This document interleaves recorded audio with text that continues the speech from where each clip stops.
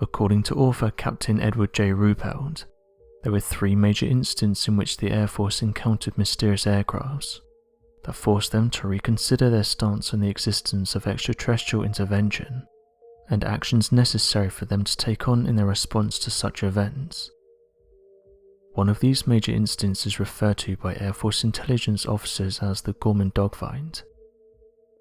Described in the event, 25-year-old pilot George F. Gorman, already an experienced veteran fighter pilot for World War II, began his journey in a cross-country flight with several other National Guard pilots, and this was on the 1st of October back in 1948.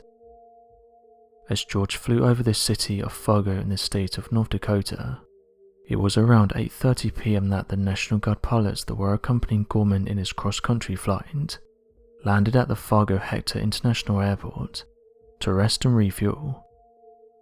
Feeling competitive, George Gorman continued with his flight, believing that he could take a significant advantage of several additional hours of night flying, as the flight conditions were cloudless and the weather was optimal.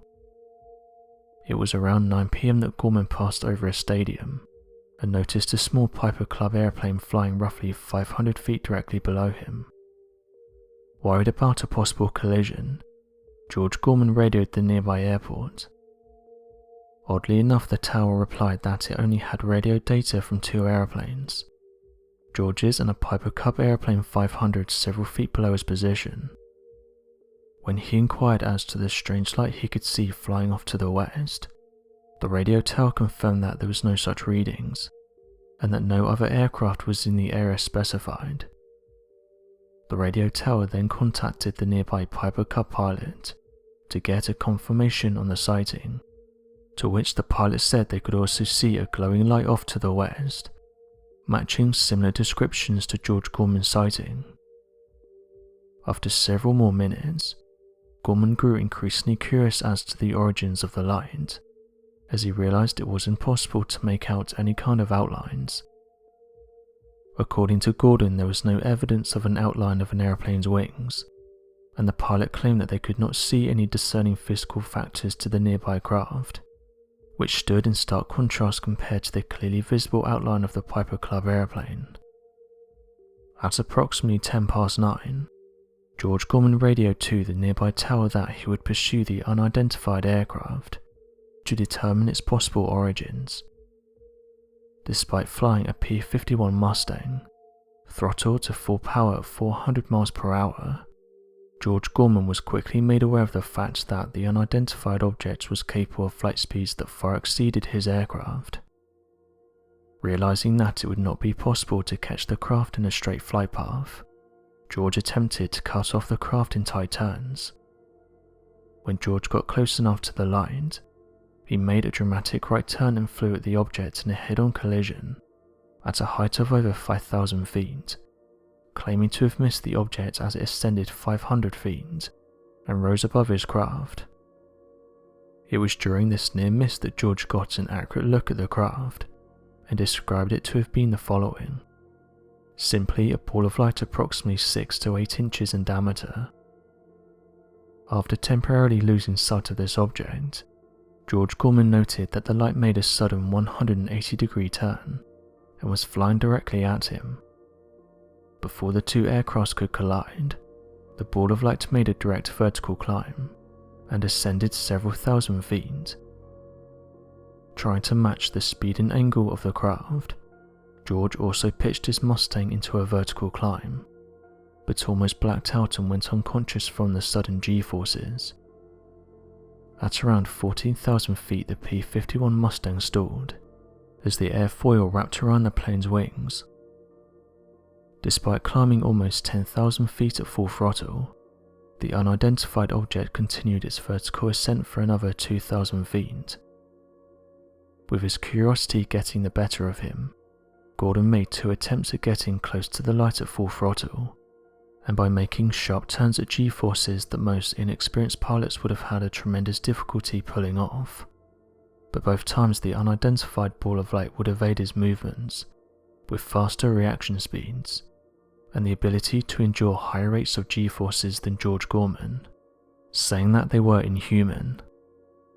After the last attempt made by Gorman to approach the craft, the light passed over the Fargo-Hector International Airport, providing the air traffic controller, a man by the name of L.D. Jensen, an opportunity to catch sight of the strange ball of light. With the aid of binoculars, L.D. Jensen confirmed the sightings made by George Gorman and the Piper Cub pilot, and stated that it was impossible to make out any physical shapes or outlines, but could clearly witness the ball of light rapidly moving and outmaneuvering Gorman's P-51 Mustang. As the objects continued to fly past the airport, George Gorman continued his chase and followed the unidentified flying object, saying he followed it for another 25 miles, moving southwest of Fargo at speeds exceeding 450 miles per hour. Ascending to 14,000 feet, Gorman followed the ball of lights that he believed to have been at approximately 11,000 feet, and when he believed he was flying over the object, he made a nosedive towards the craft. It was at this moment that the object made an incredible vertical climb to such a height that the object passed out of visual range. It was at this time, at around 9:27 p.m, that veteran World War II fighter pilot George Gorman called off the chase and flew back to Hector Airport to provide a report on his sighting and the craft's strange abilities. Gorman would later provide the following statement: "I am convinced that there was a definite thought behind its maneuvers. I am further convinced that the object was governed by the laws of inertia, because its acceleration was rapid but not immediate, and although it was able to turn at fast speeds, it still followed a natural curve. When I attempted to turn with the object, I blacked out temporarily, due to excessive speeds. I am in fairly good physical condition, and I do not believe that there are many, if any, pilots who could withstand the turn and speed affected by the object, and remain conscious. The object was not only able to outturn and outspeed my aircraft, but was able to attain a far steeper climb, and was able to maintain a consistent rate of climb far in excess of my aircraft." After investigations were carried out by officials and Project Bluebird, it was announced that George Gorman, an experienced and highly respected pilot, encountered a balloon, much to the dismay of George and fellow pilots and researchers. So what do you make of this account, and what do you think George encountered? Be sure to leave your questions and answers in the comment section below, and help us to grow this community while working to solve these unexplained mysteries. Thank you for watching, and don't forget to subscribe for more videos.